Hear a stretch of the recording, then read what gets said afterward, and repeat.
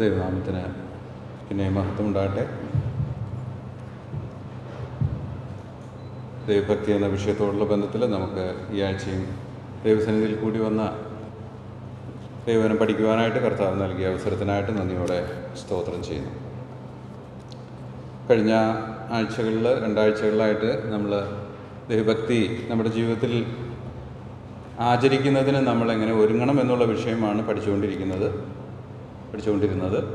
ഇന്ന് നമ്മളത് കംപ്ലീറ്റ് ചെയ്ത് പ്രായോഗികമായിട്ടുള്ള തലങ്ങളിലേക്ക് ഇറങ്ങിച്ചെല്ലാമെന്ന് ഞാൻ വിചാരിക്കുകയാണ്. കഴിഞ്ഞ ആഴ്ചകളിൽ നമ്മൾ കണ്ടത് നമ്മളുടെ വ്യക്തി ജീവിതങ്ങളെ ഒന്ന് നമ്മൾ വിലയിരുത്തി കഴിഞ്ഞ നാളുകളിൽ നമ്മുടെ ക്രിസ്തീയ ജീവിതത്തിൽ സമ്പൂർണ്ണമായി കർത്താവിനോട് പറ്റിച്ചേർന്ന് ജീവിക്കുന്നതിന്, ദൈവത്തോടുള്ള ഭയത്തിൽ ജീവിക്കുന്നതിന് നമുക്ക് തടസ്സമായി നിന്ന കാര്യങ്ങൾ എന്തൊക്കെയാണെങ്കിൽ അവ ദൈവസന്നിധിയിൽ നിരത്തി നമ്മുടെ പോരായ്മകളെ ഓർത്ത് ദുഃഖിച്ച് ദൈവസന്നിധിയിൽ അവ ഏറ്റുപറഞ്ഞ് എന്നേക്കുമായി ഉപേക്ഷിക്കണം. ഒരു റിഗ്രറ്റ് നമ്മുടെ ജീവിതത്തിൽ ആ വിഷയത്തോടുള്ള ബന്ധത്തിൽ ഉണ്ടായിരിക്കണം. മാത്രമല്ല റിപ്പൻറ്റൻസ് നമ്മുടെ ജീവിതത്തിൽ ഉണ്ടായിരിക്കണം. നമ്മൾ ചെയ്ത പാപങ്ങളെ നാം ദൈവസന്നിധിയിൽ തള്ളി പറയണം. അവയ്ക്ക് ഇനിയും നമ്മളോട് യാതൊരു ബന്ധവുമില്ല എന്ന് നമ്മൾ തള്ളി പറഞ്ഞ് ഉപേക്ഷിക്കേണ്ടത് ആവശ്യമാണ്. We have to renounce it. നാലാമത് നമ്മൾ കണ്ടത് നമ്മെ തന്നെ റീഡെഡിക്കേറ്റ് ചെയ്യണം. കർത്താവിനായിട്ട് കർത്തൃത്വത്തെ മാനിച്ച് കർത്താവിന് വേണ്ടി ഞാൻ ജീവിക്കുമെന്നുള്ള ശക്തമായിട്ടുള്ളൊരു ഉറപ്പ് നമ്മളിലുണ്ടായി നമ്മൾ ദൈവത്തിന് നമ്മെ തന്നെ സമർപ്പിച്ചു കൊടുക്കണം. അങ്ങനെ സമർപ്പിച്ചു കൊടുക്കുമ്പോൾ കർത്താവ് നമ്മളുടെ ആത്മാർത്ഥമായ പ്രാർത്ഥനയ്ക്ക് തൻ്റെ പുത്രനിലൂടെ മറുപടി നൽകുകയും നമ്മെ ബലപ്പെടുത്തുകയും തൻ്റെ ഭക്തിയിൽ നമ്മെ ജീവിക്കുവാൻ നമ്മെ സഹായിക്കുകയും ചെയ്യും. പക്ഷേ നമ്മളുടെ കഴിഞ്ഞ കാലങ്ങളിൽ നമ്മളിൽ സംഭവിച്ചിട്ടുള്ളതായിരിക്കുന്ന പാപം എന്നുള്ള വിഷയത്തിൻ്റെ പോരായ്മകൾ, നമ്മളുടെ അകത്തെ മനുഷ്യനിലുണ്ടായിട്ടുള്ള ക്ഷതങ്ങൾ, അവ പരിഹരിക്കപ്പെടുന്നത് നിമിഷം കൊണ്ട് സംഭവിക്കുന്ന ഒരു കാര്യമല്ല. ദൈവം നമ്മോട് ക്ഷമിക്കും, പക്ഷേ ദൈവം നമ്മെ പണിയും. ആ പണിയലിൻ്റെ പ്രക്രിയ അത് നമ്മളുടെ പാപങ്ങളുടെ ഗൗരവം അനുസരിച്ച് നീണ്ടുപോകാനോ കുറഞ്ഞു പോകാനോ സാധ്യതകളുണ്ട്. ഞാൻ കഴിഞ്ഞ ആഴ്ച പറയുകയുണ്ടായി, മാരകമായ പാപങ്ങൾ സമൂഹത്തിൽ നാം ചെയ്യുമ്പോൾ അല്ലെങ്കിൽ വ്യക്തികളോട് നാം ചെയ്യുമ്പോൾ അതുകൊണ്ടുണ്ടാകുന്ന ക്ഷതം വലുതാണ്. അത് ക്ഷണത്തിൽ പോകുന്ന ഒരു വിഷയം അല്ല എന്നുള്ളത് നമ്മൾ മനസ്സിലാക്കണം. നമ്മൾ ചെയ്യുന്ന ഓരോ പാപവും നമ്മുടെ അകത്തെ മനുഷ്യനെ വാസ്തവത്തിൽ കീറി മുറിക്കുന്നുണ്ട്. നമ്മുടെ വ്യക്തിയെ അത് വികൃതമാക്കുന്നുണ്ട് എന്നുള്ള സത്യം നമ്മൾ വാസ്തവത്തിൽ തിരിച്ചറിയണം. ആ തിരിച്ചറിവാണ് പാപത്തെ വെറുക്കുവാൻ നമ്മെ വാസ്തവത്തിൽ സഹായിക്കുന്നത്. ആ തിരിച്ചറിവില്ലാത്തത് കൊണ്ടാണ് പാപത്തിൽ നാം മുന്നോട്ട് പോയിക്കൊണ്ടിരിക്കുന്നത്. ആ ഓരോ പാപവും പല പ്രാവശ്യം നാം ചെയ്യുമ്പോൾ ആ പാപത്തിന് നമ്മിലുള്ള സ്വാധീനം വർദ്ധിച്ചു വരികയാണ്. അങ്ങനെയാണ് അഡിക്ഷൻ എന്ന ലെവലിലേക്ക് നമ്മൾ കടന്നു ചെല്ലുന്നത്. അത് നമ്മൾ തിരിച്ചറിയണം. ഈ അഡിക്ഷൻ ഉണ്ടാകുന്നത് ഒരു പാപം ഒരു പ്രാവശ്യം ചെയ്യുന്നതുകൊണ്ടല്ല, അത് പല പ്രാവശ്യം ചെയ്യുമ്പോഴുണ്ടാകുന്ന ആഴത്തിലുള്ള മുറിവാണ് നമ്മെ അതിൽ നിന്ന് കരകയറാൻ പറ്റാതെ വണ്ണം അടിമകളാക്കി തീർക്കുന്നത്. അതുകൊണ്ടാണ് എബ്രായ ലേഖനത്തിൽ ഈ മുറുകെ പറ്റുന്ന പാപം എന്ന് പറഞ്ഞിരിക്കുന്നത്. മുറുകെ പറ്റുന്ന പാപം അത് നമ്മൾ ഇനി വേണ്ട എന്ന് വെച്ചാലും അത് എളുപ്പം നമ്മളെ വിട്ട് പോവുകയില്ല. കാരണം അത് നമ്മളുടെ ഹാബിച്വൽ സിന്നായിട്ട് മാറുകയാണ്. ഹാബിച്വൽ സിൻ എന്ന് പറയുന്നത് നമ്മുടെ സ്വഭാവത്തിൽ അത് അന്തർലീനമായി തീരുകയാണ്. അതിനെ നമുക്ക് എടുത്തു കളയാൻ അത്ര എളുപ്പമല്ല. വളരെ തീവ്രമായ ഇടപെടൽ, ദൈവാത്മാവിൻ്റെ ഇടപെടൽ നമ്മുടെ ജീവിതത്തിൽ ഉണ്ടാകണം. കർത്താവ് നമ്മെ സഹായിക്കണം. അങ്ങനെ നമുക്കത് ഓവർകം ചെയ്യാനായിട്ട് സാധിക്കും എന്നുള്ളത് നമ്മൾ മനസ്സിലാക്കേണ്ടത് ആവശ്യമാണ്. നമുക്ക് ചില വാക്യങ്ങളൊക്കെ വായിച്ച് ഈ ഭാഗത്തെ കൺക്ലൂഡ് ചെയ്യാമെന്ന് ഞാൻ ആഗ്രഹിക്കുകയാണ്. നമ്മൾ എബ്രായർ 12:1 ഇങ്ങനെ വായിക്കുന്നുണ്ട്: സകല ഭാരവും മുറുകെ പറ്റുന്ന പാപവും വിട്ട് നമുക്ക് മുമ്പിൽ വെച്ചിരിക്കുന്ന ഓട്ടം സ്ഥിരതയോടെ ഓടുക. പല വാക്കുകൾ നമ്മളവിടെ ശ്രദ്ധിക്കേണ്ടതുണ്ട്. സകല ഭാരവും എന്ന് പറയുമ്പോൾ നമ്മൾ ഭൗതികമായ എന്തെങ്കിലും നമ്മുടെ ആവശ്യങ്ങളൊക്കെയാണ് ഈ ഭാരമെന്ന് വിചാരിച്ചാൽ അതല്ല. അതും അതിൽ വരാം. രോഗങ്ങൾ എന്നുള്ള വിഷയമാണെങ്കിൽ അതും അതിൽ വരാം. പക്ഷെ ഞാനിവിടെ വാസ്തവത്തിൽ മനസ്സിലാക്കുന്ന ഭാരം എന്ന് പറയുന്നത് നമ്മുടെ ഓട്ടത്തെ തടസ്സപ്പെടുത്തുന്നത് എന്തൊക്കെയാണോ അതൊക്കെയാണ് വാസ്തവത്തിലുള്ള ഭാരങ്ങൾ. കാരണം അതിനുശേഷം പറഞ്ഞിരിക്കുന്നത് ഓട്ടം സ്ഥിരതയോടെ ഓടാനായിട്ടാണ്. അപ്പോൾ ഓട്ടം എന്നുള്ളത് ഓട്ടത്തിന് നമ്മെ സഹായിക്കാതെ എതിർത്ത് നിൽക്കുന്നത് എന്തൊക്കെയാണോ അതൊക്കെയാണ് ഇവിടെ ഭാരം എന്ന് പറഞ്ഞിരിക്കുന്നത്. അതിൽ മുഖ്യമായത് ഞാൻ വിചാരിക്കുന്നത് വ്യക്തിപരമായ ദൈവസന്നിധിയിൽ കോൺഫിഡൻസ് ഇല്ല എന്നുള്ളതാണ്. പ്രാഗൽഭ്യമില്ല എന്നുള്ളതാണ്. നമുക്കറിയാം, നമ്മൾ ദൈവസന്നിധിയിൽ കടന്നു ചെന്ന് നമ്മളുടെ ആവശ്യങ്ങളെ അറിയിക്കുമ്പോൾ, അല്ലെങ്കിൽ ദൈവസന്നിധിയിൽ നാം ഒരു ശുശ്രൂഷ ചെയ്യുമ്പോൾ നമ്മെ അതിനുള്ള പ്രാഗൽഭ്യവും ധൈര്യവും നൽകി തരുന്നത് ദൈവത്തോടുള്ള നമ്മുടെ ബന്ധമാണ്. നല്ല ബന്ധമാണ് എൻ്റെ പിതാവുമായിട്ട് എനിക്കുള്ളതെങ്കിൽ എനിക്ക് പൂർണ്ണ കോൺഫിഡൻസ് ആ കാര്യം ചെയ്യുന്നതിൽ ഉണ്ടായിരിക്കും. മറിച്ച് എന്നിൽ എന്തെങ്കിലും കുറവുകളുണ്ടെങ്കിൽ ആ കുറവുകൾ എന്നെ തൻ്റെ മുൻപാകെ നിൽക്കുന്നതിൽ നിന്ന് അല്പമെങ്കിലും നമ്മെ പിന്തിരിക്കും, അല്ലെങ്കിൽ നമുക്ക് കോൺഫിഡൻസ് പ്രാഗൽഭ്യമില്ലാത്തൊരവസ്ഥ ഉണ്ടാകും. അതുകൊണ്ട് ഭാരമെന്ന് ഇവിടെ ദൈവവചനം ഉദ്ദേശിക്കുന്നത് മുഖ്യമായിട്ട് നല്ല ഓട്ടം ഓടുന്നതിന് തടസ്സമായിട്ട് നമ്മുടെ ജീവിതങ്ങളിൽ നിൽക്കുന്ന ദൈവത്തിന് പ്രസാദകരമായിട്ടുള്ള കാര്യങ്ങളാണ്. അവയെ നാം വിടണം. രണ്ടാമത് സ്പെസിഫിക്കായിട്ട് പറയുന്നതാണ് മുറുകെ പറ്റുന്ന പാപങ്ങൾ. മുറുകെ പറ്റുന്ന പാപങ്ങൾ വലിയ ശത്രുക്കൾ തന്നെ ആണ്. അവ ഒരിക്കലും നമുക്ക് മുന്നോട്ടുള്ള ഓട്ടം സ്ഥിരപ്പെടുത്തുവാനായിട്ട് ഇടയാക്കുന്നതല്ല. അതുകൊണ്ട് അത് വളരെ സൂക്ഷ്മമായി തന്നെ കൈകാര്യം ചെയ്യണം. അത് നമ്മൾ ദൈവസന്നിധിയിൽ ഏറ്റുപറയണം. ഓരോ കുറവുകളും നാം ഏറ്റുപറയുന്നതോടൊപ്പം മുറുകെ പറ്റുന്ന പാപങ്ങൾ നാം ഏറ്റുപറയണം. കർത്താവിൻ്റെ സൗഖ്യത്തിനായിട്ട് നാം പ്രാർത്ഥിക്കണം. സൗഖ്യമെന്ന് ഞാൻ ഇവിടെ പറയുമ്പോൾ ക്ഷമയല്ല, ക്ഷമ ദൈവം നൽകും. ക്രിസ്തു നമുക്ക് വേണ്ടി മരിച്ചിരിക്കുന്നതുകൊണ്ട് നമ്മുടെ പാപങ്ങൾക്ക് ക്ഷമ ഉണ്ട്, അതിലൊരു സംശയവുമില്ല. എന്നാൽ നമ്മെ സൗഖ്യമാക്കുക എന്ന് പറഞ്ഞാൽ നമ്മുടെ അകത്തെ മനുഷ്യൻ പാപത്തിൽ ആ വിഷയം നമ്മുടെ മുമ്പിൽ ഇനിയും കടന്നു വന്നാൽ അതിനെ വിജയിക്കുവാനുള്ള കെൽപ്പുള്ളവനായി തീരുക എന്നുള്ളതാണ് ഞാൻ അർത്ഥമാക്കുന്നത്. ആ കെൽപ്പ് നമ്മൾക്ക് ഉണ്ടാകണമെങ്കിൽ ദൈവം നമ്മെ സൗഖ്യമാക്കണം. ആ സൗഖ്യം നമുക്ക് ലഭിക്കാത്തിടത്തോളം ആ പാപം നമ്മെ പിന്നെയും പിന്നെയും കടന്നു പിടിച്ചുകൊണ്ടേ ഇരിക്കും. പത്രോസ് അപ്പോസ്തലൻ്റെ ലേഖനത്തിൽ താൻ പറയുന്നുണ്ട്, വിശ്വാസിയായിരിക്കുന്ന ഒരുവൻ താൻ വിട്ട പാപങ്ങളെ പിന്നെയും അതിലേക്ക് കടന്നു ചെല്ലുവാനിടയായാൽ അവൻ്റെ അവസാനത്തെ സ്ഥിതി ആദ്യത്തേതിനേക്കാളും വഷളായിരിക്കും. കാരണം ആ പാപം അവനെ കൊന്ന് അടുക്കും ശരിക്കും. അതുകൊണ്ട് പാപത്തെ വളരെ ഗൗരവമായി കാണുമ്പോൾ തന്നെ പാപത്തോടുള്ള ബന്ധത്തിൽ ദൈവത്തിൻ്റെ ഹീലിംഗ് നമുക്ക് ലഭിക്കേണ്ടതിന്, ദൈവം അതിന്മേൽ നമുക്ക് വിജയം നൽകേണ്ടതിന്, നമ്മുടെ അകത്ത മനുഷ്യൻ ശക്തിപ്പെടേണ്ടതിന്, ആ പാപത്തോട് നമുക്ക് ഇനിയും അതിനടിമയായി തീരാതെ ജയിച്ചു മുന്നോട്ട് പോകാൻ ഇടവരേണ്ടതിന് നമ്മൾ ശ്രദ്ധയോടുകൂടെ ദൈവസന്നിധിയിൽ സമയം ചെലവിടേണ്ട ആവശ്യം ഉണ്ട്. അത് മാത്രമേ ഒരു പോംവഴിയുള്ളൂ, വേറെ ഒരു പോംവഴിയും ദൈവസന്നിധിയിലില്ല എന്നുള്ളത് ഞാൻ ഈ സമയത്ത് സ്നേഹത്തോടു കൂടെ ഓർപ്പിക്കട്ടെ. അതുപോലെ റോമാലേഖനം 10:9-10 വരെയുള്ള ഭാഗം നമ്മൾ വായിച്ച് നമുക്കറിയാവുന്ന കാര്യമാണ്. യേശുവിനെ കർത്താവ് എന്ന് വായുകൊണ്ട് ഏറ്റു പറഞ്ഞതാണ്. അതുപോലെ ദൈവം അവനെ മരിച്ചവരിൽ ഉയർത്തെഴുന്നേൽപ്പിച്ചു എന്ന് ഹൃദയം കൊണ്ട് വിശ്വസിക്കുകയും ചെയ്താൽ നീ രക്ഷിക്കപ്പെടും എന്നാണ് നമ്മളുടെ മലയാള translation. You will be saved. നിങ്ങൾ രക്ഷിക്കപ്പെടും അല്ലെങ്കിൽ രക്ഷപ്പെടും. കർത്താവിൻ്റെ നാമമാണ് നമുക്ക് രക്ഷയ്ക്കുള്ള ഏക നാമം എന്നുള്ളത് നമ്മൾ ഒരിക്കലും മറക്കരുത്. ആകാശത്തിൻ്റെ കീഴിൽ മനുഷ്യരുടെ ഇടയിൽ നൽകപ്പെട്ട വേറെ ഒരു നാമവും ഇല്ല. നമ്മളിത് ഈ വാക്യം ധരിച്ചു വച്ചിരിക്കുന്നത് ആത്മരക്ഷയോടുള്ള ബന്ധത്തിലാണ്. അതിൽ തന്നെ തെറ്റല്ല. പക്ഷേ നമ്മൾ മനസ്സിലാക്കേണ്ട അതിൻ്റെ മറുവശം, നമ്മുടെ എല്ലാ മേഖലകളിലുള്ള രക്ഷയും കർത്താവായ യേശു ക്രിസ്തുവിൽ തന്നെയാണ് നമുക്ക് ലഭിക്കുന്നത്. പാപത്തിൽ നിന്നുള്ള രക്ഷയും ലഭിക്കുന്നത് കർത്താവായ യേശു ക്രിസ്തുവിലൂടെയാണ്. കാരണം പാപത്തെ ജയിച്ച നമ്മുടെ കർത്താവ് തൻ്റെ രക്തം നമുക്ക് വേണ്ടി ഒഴുക്കിയതുകൊണ്ട് പാപത്തിന്മേൽ വിജയമുള്ളവരായി ജീവിക്കുവാൻ ദൈവം നമുക്ക് അവകാശം തന്നിട്ടുണ്ട്. പക്ഷേ ആ അവകാശം നമ്മൾ ഉപയോഗിക്കണം. എങ്ങനെ? കർത്താവിൽ ആശ്രയിച്ചുകൊണ്ട്. കർത്താവാണ് നമ്മുടെ എല്ലാ പ്രശ്നങ്ങൾക്കും ഉത്തരം. അത് നമ്മൾ കൃത്യമായിട്ട് മനസ്സിലാക്കണം. പക്ഷെ കർത്താവിൻ്റെ കർത്തൃത്വത്തെ മാനിക്കാത്ത ഒരുത്തന് ഈ പ്രൊവിഷൻ ലഭിക്കുകയില്ല. നമ്മൾ ആത്മരക്ഷ പ്രാപിച്ചപ്പോൾ യേശു എൻ്റെ കർത്താവാണെന്ന് ഞാൻ വിശ്വസിച്ച് ഏറ്റു പറഞ്ഞു, എനിക്ക് ആത്മരക്ഷയുണ്ടായി. എന്നാൽ എൻ്റെ വിശുദ്ധീകരണം നടക്കണമെങ്കിൽ, വർത്തമാനകാല രക്ഷ നടക്കണമെങ്കിൽ അതേ വിശ്വാസം കർത്താവിനോടുള്ള ബന്ധത്തിൽ എനിക്ക് ഉണ്ടായിരിക്കണം. അതുകൊണ്ടാണ് രക്ഷിക്കപ്പെടും എന്ന് പറഞ്ഞിരിക്കുന്നത്. രക്ഷിക്കപ്പെട്ടുകൊണ്ടിരിക്കുകയാണ് നമ്മൾ. എങ്ങനെ? ലോകത്തിൽ നിന്ന്. അതിനും കർത്താവിൻ്റെ സഹായം നമുക്ക് ആവശ്യമാണ്.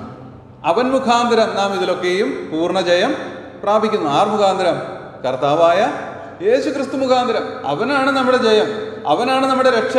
അവൻ എല്ലായിടത്തും നമ്മുടെ രക്ഷയാണ്. നമ്മുടെ രോഗങ്ങളിൽ അവൻ രക്ഷയാണ്, നമ്മുടെ പ്രയാസങ്ങളുടെ ഘട്ടങ്ങളിൽ അവൻ നമ്മുടെ രക്ഷയാണ്, പാപങ്ങളിൽ അവൻ രക്ഷയാണ്, ആത്മാവിൻ്റെ രക്ഷകനാണ്, എൻ്റെ ജഡത്തിൻ്റെ രക്ഷകനാണ്. എൻ്റെ എല്ലാ അളവിലും അവനാണ് എൻ്റെ രക്ഷകൻ. അത് നമ്മൾ വിശ്വസിക്കുകയും അതിനനുസരിച്ചിട്ടുള്ളൊരു ജീവിതം നയിക്കുകയും വേണം. നമ്മൾ കേവലം ആത്മരക്ഷ പ്രാപിച്ചതിനാൽ മറ്റു രക്ഷകളൊക്കെ തന്നെ ഇങ്ങ് വരുമെന്നല്ല കരുതേണ്ടത്. എൻ്റെ നീതിമാൻ വിശ്വാസത്താൽ ജീവിക്കും. ആരിലുള്ള വിശ്വാസത്താൽ? ദൈവത്തിലുള്ള വിശ്വാസത്താൽ, കർത്താവായ യേശു ക്രിസ്തുവിലുള്ള വിശ്വാസത്താൽ നമ്മൾ ജീവിക്കും വിജയാളികളായിട്ട് തന്നെ. പക്ഷെ കർത്താവിൽ നമ്മൾ ആശ്രയിക്കേണ്ട ആവശ്യം നമ്മൾക്കുണ്ട്. അവൻ നമ്മുടെ രക്ഷിതാവാണ്. മാത്രമല്ല, യാക്കോബിൻ്റെ ലേഖനം 1-ാം അധ്യായത്തിന് 1-ാം വാക്യത്തിൽ നമ്മൾ യാക്കോബിൻ്റെ ജീവിതത്തിൽ സംഭവിച്ച ഒരു വലിയ മാറ്റത്തെക്കുറിച്ച് നമ്മൾ കാണുന്നുണ്ട്. കർത്താവ് ജീവിച്ചിരുന്ന കാലഘട്ടത്തിൽ കർത്താവിൻ്റെ സഹോദരനായിരുന്ന യാക്കോബ് മറ്റെല്ലാ സഹോദരന്മാരെ പോലെയും കർത്താവിനെ വിശ്വസിച്ചിരുന്നവനല്ല. തൻ്റെ സഹോദരന്മാരും തന്നിൽ വിശ്വസിച്ചില്ല എന്നുള്ളത് വ്യക്തമായിട്ട് എഴുതിയിട്ടുണ്ട്. മാത്രമല്ല, കർത്താവിനെ ക്രിട്ടിസൈസ് ചെയ്യുന്നവനായിരുന്നു. എന്നാൽ കർത്താവിനെ താൻ തിരിച്ചറിഞ്ഞപ്പോൾ, കർത്താവിലേക്ക് താൻ തിരിഞ്ഞപ്പോൾ, താൻ തന്നെ തന്നെ അഡ്രസ്സ് ചെയ്യുന്നത് ദാസനായ യാക്കോബ് എന്നാണ്. ദാസൻ എന്ന് പറഞ്ഞാൽ അടിമയായ യാക്കോബ് എന്നാണ് അർത്ഥം. അതെന്താ ഞാനിവിടെ വായിക്കാൻ കാരണം എന്ന് വെച്ചാൽ, നമ്മുടെ കർത്താവിനോടുള്ള ബന്ധത്തിൽ നമ്മളുടെ സമീപനം അങ്ങനെ ആയിരിക്കണം. കർത്താവ് നമ്മുടെ രക്ഷകനാണ്, നമ്മൾ അവനോടുകൂടെ കൂട്ടവകാശികളാണ്, സ്വപുത്രൻ്റെ ആത്മാവിനെ നമുക്ക് തന്നിട്ടുണ്ട്. പക്ഷേ അവൻ നമ്മുടെ കർത്താവാണ്. ഞാൻ പറഞ്ഞതിൻ്റെ ആശയം മനസ്സിലായോ? അതൊക്കെ നമുക്ക് സ്ഥാനപരമായി ദൈവം തന്നിട്ടുണ്ട്. പക്ഷെ അവൻ നമ്മുടെ കർത്താവാണ് എന്ന് പറഞ്ഞാൽ അവൻ എൻ്റെ യജമാനൻ ആണ്. ആ കർത്തൃത്വത്തെ അവഹേളിക്കുന്ന, അനാദരിക്കുന്ന ഒരു പ്രവൃത്തിയും എൻ്റെ ജീവിതത്തിൽ ഉണ്ടാകാൻ പാടില്ല. ആ നിശ്ചയം, ആ ഉറപ്പ് നമ്മുടെ ജീവിതത്തിൽ ഉണ്ടായിരിക്കണം. അത് നമ്മൾ ഒരു പ്രാവശ്യം ഏറ്റുപറഞ്ഞതോടുകൂടെ അപ്രത്യക്ഷമായ ഒരു വസ്തുതയല്ല, മറിച്ച് നമ്മളുടെ നിത്യത മുഴുവനും അവൻ നമ്മുടെ കർത്താവ് തന്നെ ആയിരിക്കും. ആ കർത്തൃത്വത്തെ നാം മാനിച്ചു തന്നെ ജീവിക്കണം. അവനല്ലാതെ മറ്റൊരു യജമാനൻ എനിക്കില്ല. അവനല്ലാതെ എന്നെ നയിക്കുന്ന വേറൊരു നേതാവ് എനിക്കില്ല. അവനേക്കാളും ഉറ്റ ഒരു സ്നേഹിതൻ എനിക്കില്ല. അവൻ മാത്രമാണ് എൻ്റെ സർവവും. സോള ക്രിസ്തോസ്, അതാണ് എൻ്റെ വിഷയം. ക്രിസ്തു മാത്രം. ആ ഒരു നിലവാരത്തിലേക്ക് നമ്മൾ ചെന്നെത്തുമ്പോഴാണ് നമ്മുടെ സമർപ്പണം പൂർണ്ണമാകുന്നത്. ഇന്ന് വിശ്വാസഗോളത്തിൽ പലപ്പോഴും അനേക ദൈവമക്കൾക്ക് സംഭവിക്കുന്ന ഒരു പ്രശ്നം ക്രിസ്തുവിൻ്റെ കർത്തൃത്വത്തെ ശരിക്കും മാനിക്കുന്നില്ല എന്നുള്ളതാണ്. കർത്തൃത്വത്തെ ഒരിക്കൽ ഏറ്റു പറഞ്ഞു, വാ കൊണ്ട് നമ്മൾ കർത്താവേ കർത്താവേ എന്ന് പറയുന്നുണ്ട്. എന്നാൽ നമ്മളുടെ വ്യക്തിപരമായ പല തീരുമാനങ്ങൾ എത്തുമ്പോഴും കർത്താവിനെ അങ്ങ് മാറ്റി നിർത്തും. പിന്നെ എൻ്റെ വഴിയാണ് ഞാൻ തിരഞ്ഞെടുക്കുന്നത്. ഇല്ല എങ്കിൽ നിയമത്തെ ലംഘിക്കുവാൻ നമുക്ക് എങ്ങനെ കഴിയും? കൈക്കൂലി വാങ്ങാനോ കൊടുക്കാനോ പാടില്ല, ടാക്സ് വെട്ടിക്കാൻ പാടില്ല. നിയമങ്ങൾ പൂർണ്ണമായി നമ്മൾ അനുസരിക്കില്ലേ? കർത്താവിനെ കർത്തൃത്വം ശരിക്കും അംഗീകരിക്കുന്നുണ്ടെങ്കിൽ. കാരണം എൻ്റെ ഭയം കർത്താവായിരിക്കും. അവൻ അരുളി ചെയ്യാത്തതൊന്നും ഞാൻ ചെയ്യുകയില്ല, അവൻ അരുളി ചെയ്തതൊന്നും ഞാൻ ലംഘിക്കുകയും ഇല്ല. അതാണ് കർത്തൃത്വം. പ്രിയമുള്ളവരെ, ദൈവത്തെ ഭയപ്പെടണം. ദൈവത്തെ ഭയപ്പെടണം. അതെന്താ? അവൻ സകല രഹസ്യങ്ങളെയും പുറത്തേക്ക് കൊണ്ടുവരുന്ന ഒരു ദിവസം ഉണ്ട്. അതുകൊണ്ട് ദൈവത്തെ ഭയപ്പെടണം. ദൈവം നമ്മുടെ പിതാവാണെന്നുള്ളതുകൊണ്ടോ യേശു എൻ്റെ രക്ഷകനാണെന്നുള്ളതുകൊണ്ടോ ഒരു നെഗ്ലിജൻസ് കാണിക്കുവാൻ പാടില്ല. ഒരു രീതിയിലുള്ള അനാദരവും കർത്താവിനോടുള്ള ബന്ധത്തിൽ കാണിക്കാൻ പാടില്ല. ഇക്കാര്യത്തിൽ നമ്മൾ പൂർണ്ണമായ ഒരു സമർപ്പണം, ഒരു റീഡെഡിക്കേഷൻ നമ്മുടെ ജീവിതത്തിൽ ഉണ്ടായിരിക്കണം. കാര്യം ശരിയാണ്, നമ്മളൊക്കെ രക്ഷിക്കപ്പെട്ടവരാണ്, അതൊക്കെ സത്യമാണ്. പക്ഷെ എന്തുകൊണ്ടാണ് രക്ഷിക്കപ്പെട്ട നമ്മൾക്ക് സ്വർഗീയ അനുഭൂതിയിൽ ജീവിക്കാൻ കഴിയാതെ പോകുന്നതെന്ന് ചോദിച്ചാൽ, നമ്മൾ കർത്താവിനെ പൂർണ്ണമായി മാനിക്കുന്നില്ല എന്നുള്ളത് കൊണ്ട് തന്നെയാണ്. എന്നെ മാനിക്കുന്നവനെ ഞാനും മാനിക്കും. അതങ്ങനെയാണ്. നമ്മളത് പരിശീലിക്കേണ്ടത് ആവശ്യമാണ്. അതെന്തുകൊണ്ടാണെന്ന് ചോദിച്ചാൽ, സ്വർഗത്തിലും നമ്മുടെ നേതാവ് ക്രിസ്തു തന്നെയായിരിക്കും. സ്വർഗീയമായിട്ടുള്ള നമ്മുടെ എല്ലാ ശുശ്രൂഷകളെയും നയിക്കുന്നത് ഈ ക്രിസ്തു തന്നെയായിരിക്കും. അവനുമായി നമ്മൾക്കുള്ള ബന്ധം നിത്യബന്ധമാണ്. അതൊരിക്കലും മാറാൻ പോകുന്നില്ല. അതുകൊണ്ട് അത് ഇവിടെ വെച്ച് തന്നെ നന്നായി ഒന്ന് പഠിക്കുന്നത് ഉത്തമമായിരിക്കും എന്നാണ് എനിക്ക് പറയാനായിട്ടുള്ളത്. അടുത്ത വാക്യം നമുക്ക് വായിക്കാം. വായിച്ചേ, മലാക്കി 1:6. മലാക്കി 1:6. ദാസൻ യജമാനെ ബഹുമാനിക്കേണ്ടതല്ലോ? ഞാൻ അപ്പനെങ്കിൽ എന്നോടുള്ള ബഹുമാനം എവിടെ? ഞാൻ യജമാനെങ്കിൽ എന്നോടുള്ള ഭക്തി എവിടെയെന്ന് സൈന്യങ്ങളുടെ യഹോവ അവന്റെ നാമത്തെ തുച്ഛീകരിക്കുന്ന പുരോഹിതന്മാരെ നിങ്ങളോട് ചോദിക്കുന്നു. മതി. ഞാൻ ഈ ഭാഗം മുൻപും പറഞ്ഞിട്ടുണ്ടായിരിക്കാൻ സാധ്യത. എന്നാൽ ഇവിടെ പറഞ്ഞതിൻ്റെ സാരം, നമ്മൾ ദൈവസന്നിധിയിൽ ഇരുന്ന് ദൈവത്തിൻ്റെ മുമ്പാകെ നമ്മളെ തന്നെ സമർപ്പിക്കുമ്പോൾ ഈ വാക്യങ്ങൾ നമ്മൾ ഒരിക്കലും മറക്കരുത്. കർത്താവ് ചോദിക്കുകയാണ്, മകൻ അപ്പനെയും ദാസൻ യജമാനെയും ബഹുമാനിക്കേണ്ടതല്ലോ? ഞാൻ അപ്പനെങ്കിൽ എന്നോടുള്ള ബഹുമാനം എവിടെ? ഞാൻ യജമാനെങ്കിൽ എന്നോടുള്ള ഭക്തി എവിടെ, അഥവാ ഭയം എവിടെ എന്ന് സൈന്യങ്ങളുടെ യഹോവ അവൻ്റെ നാമത്തെ തുച്ഛീകരിക്കുന്ന പുരോഹിതന്മാരെ നിങ്ങളോട് ചോദിക്കുന്നു. ഇത് എഴുതിയിരിക്കുന്നത് ഇസ്രായേലിൻ്റെ പശ്ചാത്തലത്തിലാണ്. എന്നാൽ നമ്മളും ദൈവകൃപയാൽ പുരോഹിതന്മാർ ആണ്, അല്ലേ? തൻ്റെ രാജ്യവും പുരോഹിതന്മാരുമാണ്. നാം ദൈവത്തിൻ്റെ പുരോഹിതന്മാരാണ്. നമ്മൾ പൂർണ്ണമായി നമ്മുടെ കർത്താവിനെ മാനിക്കേണ്ടതാണ്. നമുക്കൊരു കർത്താവുണ്ട്, അവനെ നാം ഭയപ്പെടണം. നമുക്കൊരപ്പനുണ്ട്, അവനെ നാം ബഹുമാനിക്കണം. എൻ്റെ പ്രിയമുള്ളവരെ, ദൈവഭക്തി എന്നുള്ള വിഷയം ഒരു വലിയ തീരുമാനമാണ്. ആ തീരുമാനം എന്താണെന്ന് ചോദിച്ചാൽ, ഞാൻ ജീവിക്കണമോ അതോ കർത്താവ് എന്നിൽ ജീവിക്കണമോ എന്നുള്ള ചോദ്യത്തിനുള്ള ഉത്തരമാണ്. ഞാൻ ജീവിക്കണമോ അതോ കർത്താവ് എന്നിൽ ജീവിക്കണമോ? ഇനിയും ഞാൻ ജീവിക്കണമെന്നാണ് പറയുന്നതെങ്കിൽ ദൈവഭക്തിക്ക് എന്നിൽ പിന്നെ സ്ഥാനമൊന്നും ഇല്ല. കാരണം ഞാൻ എൻ്റെ ഇഷ്ടപ്രകാരം ജീവിച്ചുകൊണ്ടിരിക്കും. എന്നാൽ ദൈവം എന്നിൽ ജീവിക്കുവാനായിട്ട് ഞാൻ ഒരു തീരുമാനമെടുത്താൽ പിന്നെ ഞാൻ മരിക്കേണ്ടത് ആവശ്യമാണ്. പിന്നെ എൻ്റെ തീരുമാനങ്ങൾക്ക് അവിടെ പ്രസക്തി ഇല്ല. കർത്താവിൻ്റെ തീരുമാനങ്ങൾക്കാണ് പ്രസക്തിയുള്ളത്. അതുകൊണ്ട് ഈ തീരുമാനമാണ് ഈ റീഡെഡിക്കേഷൻ എന്ന് പറയുന്നതിൽ കൂടെ ഞാൻ ഉദ്ദേശിക്കുന്നത്. നമ്മളൊക്കെ രക്ഷിക്കപ്പെട്ടവരാ, പക്ഷേ ഒരു ഡെഡിക്കേഷൻ നമുക്കുണ്ടായിരിക്കണം. ഇനി ഞാൻ പഴയ വഴിക്ക് പോവില്ല. ഈ ഒരു തീരുമാനം നമ്മൾക്കുണ്ടായിരിക്കണം. അങ്ങനെ നമ്മൾ തീരുമാനിച്ച് നമ്മെ തന്നെ ദൈവസന്നിധിയിൽ സമർപ്പിക്കുമ്പോൾ ദൈവം നമ്മെ ഹീൽ ചെയ്യാനായിട്ട് തുടങ്ങും. നമ്മൾ ഓരോ ദിവസവും, കഴിഞ്ഞ ആഴ്ച ഞാൻ പറഞ്ഞ പോലെ, ഓരോ ദിവസവും ദൈവത്തോട് നാം ചേർന്ന് ജീവിക്കുമ്പോൾ അടുത്ത ദിവസം നമ്മൾ അതിനേക്കാൾ ശക്തന്മാരായി കർത്താവിനോട് ചേർന്ന് ജീവിക്കുവാൻ ഇടയായിട്ട് തീരും. ഇത് പ്രായോഗികമായി നടക്കും. ഞാൻ പറയുന്നത് അബ്സല്യൂട്ട്ലി നടക്കാൻ പോകുന്ന കാര്യമാണ്. ഇത് വിശ്വസിച്ച് ദൈവസന്നിധിയിൽ നിങ്ങളെ തന്നെ താഴ്ത്തുകയാണെങ്കിൽ ദൈവം തീർച്ചയായും അത് നമ്മിൽ നിറവേറ്റും എന്നുള്ളത് ദൈവവചനത്തിൻ്റെ സാക്ഷ്യമാണ്. അതങ്ങനെ തന്നെ ആയിരിക്കട്ടെ. മത്തായി 7:21 കൂടെ നമുക്ക് വായിക്കാം.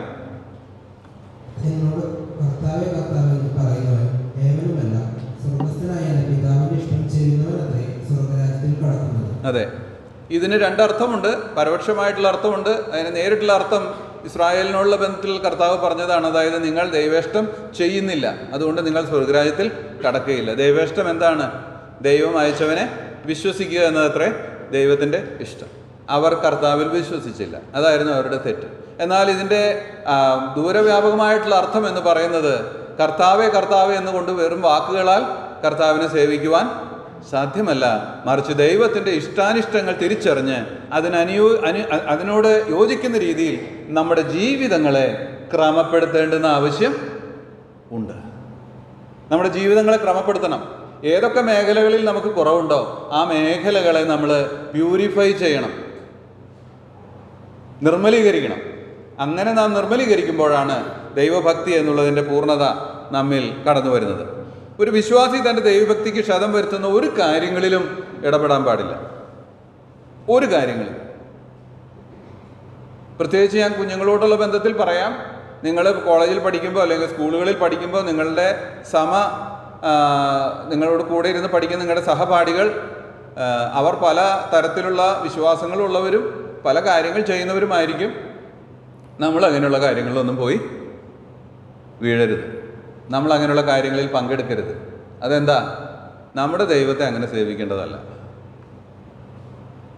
ദൈവം നമ്മെ ഈ ലോകത്തിൽ നിന്ന് തനിക്കായിട്ട് വേർതിരിച്ചിരിക്കുന്നതാണ്, സെപ്പറേറ്റഡ്. ആ സെപ്പറേഷൻ നമ്മൾ പ്രായോഗികമാക്കണം. ഓഫീസുകളിൽ ജോലി ചെയ്യുന്നവരോട് അത് ഞാൻ പറയാം. പ്രത്യേകിച്ച് തൃശ്ശൂർക്കാരായ നമ്മളോട് പറയേണ്ട ആവശ്യം ഉണ്ട്. തൃശ്ശൂർ പൂരം നടക്കുമ്പോൾ അവിടെ ഒന്നും പോയി കറങ്ങേണ്ട ആവശ്യം നമുക്ക് ഇല്ല. അത് നമ്മുടെ വേദിയല്ല, അവിടെ നടക്കുന്നത് നമുക്കുള്ളതുമല്ല.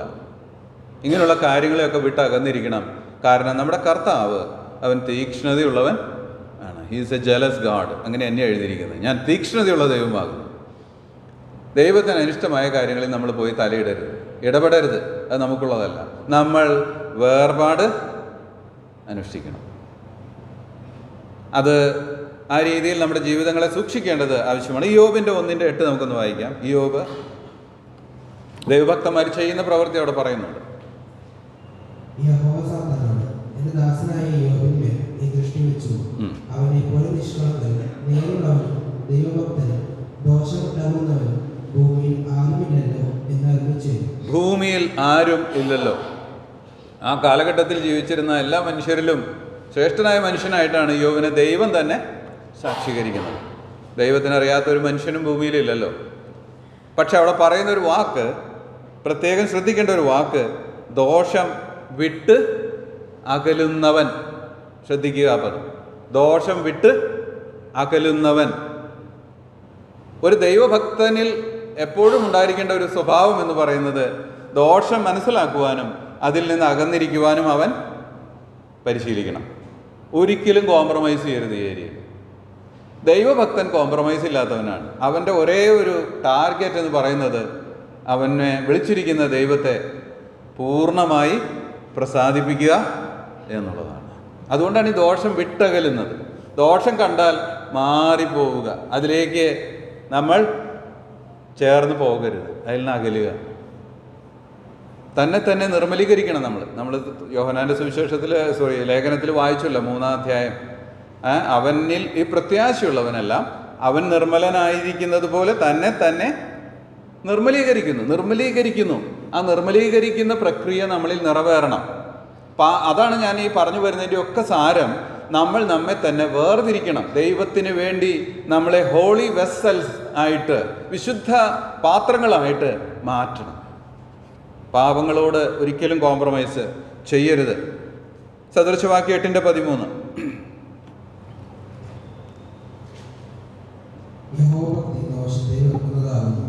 ഡംഭം, അഹങ്കാരം, ദുർമാർഗ്ഗം, വക്രതയുള്ളവർ എന്നിവയിൽ ഞാൻ പകയ്ക്കുന്നു. മതി. യഹോവ ഭക്തി ദോഷത്തെ വെറുക്കുന്നത് ആകുന്നു. ദോഷത്തെ വെറുക്കണം. ഇതേ കാര്യം എഫേസ്യ ലേഖനത്തിൽ അപ്പോസ്തലനായ പൗലോസ് എഴുതുമ്പോൾ പറയുന്നുണ്ട്. ഇരുട്ടിൻ്റെ നിഷ്ഫല പ്രവൃത്തികൾക്ക് കൂട്ടാളികളാകരുത്, അവയെ ശാസിക്കുക അത്രേ വേണ്ടത്. അവയെ ശാസിക്കണം. അതിനോട് യാതൊരു കമ്പനിയും നമുക്കില്ല. നമ്മൾ വിശുദ്ധിയിൽ ജീവിക്കാൻ തുടങ്ങുമ്പോൾ നമ്മിൽ പണ്ട് ചെയ്തു പോയിട്ടുള്ള പാപങ്ങളുടെ ട്രേസസ് ഇടയ്ക്കിടയ്ക്ക് പൊങ്ങി വരും. മറക്കരുത്, അത് പൊങ്ങി വരും. ഇടയ്ക്ക് പൊങ്ങി വരും. അത് ചില ചിന്തകൾ, ചിലപ്പോൾ വാക്കുകൾ, ചില പ്രവൃത്തികൾ, നമ്മുടെ കാഴ്ച, കേൾവി, ഇതിലൊക്കെ അതിങ്ങനെ ഇടയ്ക്കിടയ്ക്ക് പൊങ്ങി വരും. ഇമ്മീഡിയറ്റ്ലി കർത്താവിൻ്റെ നാമത്തിൽ അവയെ നാം ശാസിക്കണം.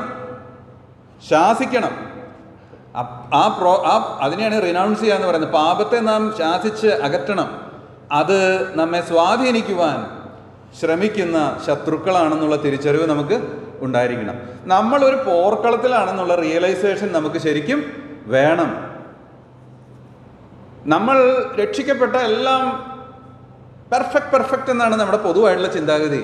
I will tell you, nothing is perfect, but only one thing, that you are booked to heaven. സ്വർഗത്തിലേക്ക് പോകുവാൻ ദൈവം നിന്നെ മുദ്രയിട്ടിരിക്കുന്നു, ബുക്ക് ചെയ്തിരിക്കുന്നു എന്നുള്ളതല്ലാതെ ഒന്നും പെർഫെക്റ്റ് ആയിട്ടില്ല അവിടെ. You have to work out your salvation. നിന്റെ രക്ഷയ്ക്കായിട്ട് നീ പ്രവർത്തിക്കണം. അത് ആത്മരക്ഷയല്ല കേട്ടോ. ഞാൻ പറഞ്ഞു സാങ്ക്ടിഫിക്കേഷനെ കുറിച്ചാണ്. അത് പ്രവർത്തിക്കുക തന്നെ വേണം. അപ്പോൾ ഞാൻ ഒരു യുദ്ധമില്ല. ചിലരൊക്കെ ഭൂതങ്ങൾ എന്നൊക്കെ കേൾക്കുമ്പോൾ ചിരിക്കുന്നവരെ കാണാം. ആസിഫ് രക്ഷിക്കപ്പെട്ടവരുടെ ഭൂതങ്ങളൊക്കെ അപ്രത്യക്ഷമായെന്നുള്ള പോലെയാണ്. മണ്ടന്മാരുടെ ലോകത്തിലാണ് നമ്മൾ ശരിക്കും പറഞ്ഞിരിക്കുന്നത്. I M telling you, they are ever more active once you are born again.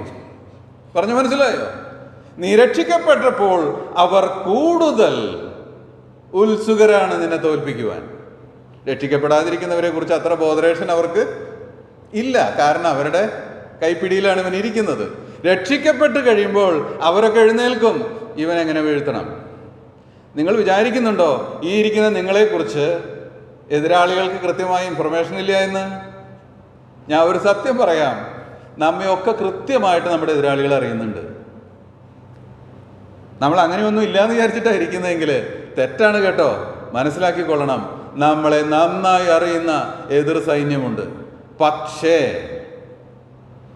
നമ്മുടെ കർത്താവ് എന്ന മധ്യസ്ഥൻ പലപ്പോഴും നമ്മുടെ അറിവില്ലായ്മയിൽ നമ്മെ സഹായിക്കുന്നുണ്ട്. പത്രോസിനോട് കഴിഞ്ഞ ആഴ്ച ഞാൻ ഓർപ്പിച്ചല്ലോ, നിന്നെ പതിർ പോലെ പാറ്റേണ്ടതിന് സാത്താൻ എന്നോട് ചോദിച്ചു, ഞാൻ നിന്റെ വിശ്വാസം പോയി പോകാതിരിക്കാൻ സമ്മതിച്ചില്ല. മനസ്സിലായല്ലോ?